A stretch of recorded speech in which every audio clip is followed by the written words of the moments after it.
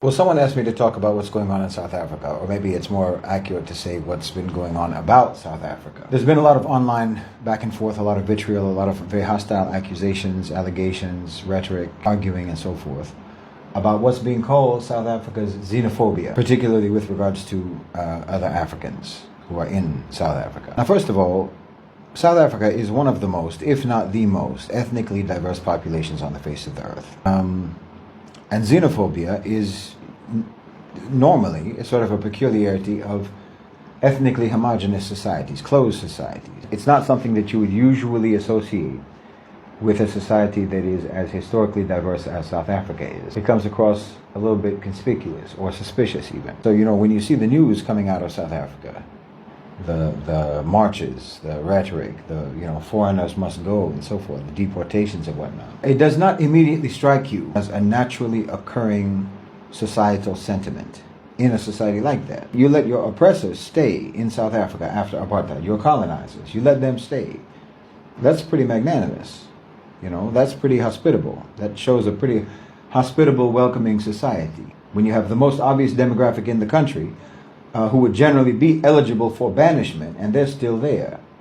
And then now, saying that fellow Africans are not welcome.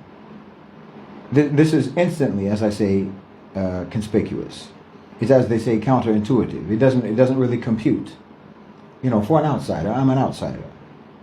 I wouldn't say that when you see a fire burning in a strange place, you see a fire burning in a strange place, a place where you would not expect a fire to break out, I think that it is appropriate, and I think that it is logical to assume that someone lit that fire. Because xenophobia doesn't really just spontaneously erupt in a richly diverse population, in a BRICS founding member nation, in a country where the ANC, for example, the ANC said that their whole foreign policy was supposed to be grounded on the pillars of Pan-Africanism.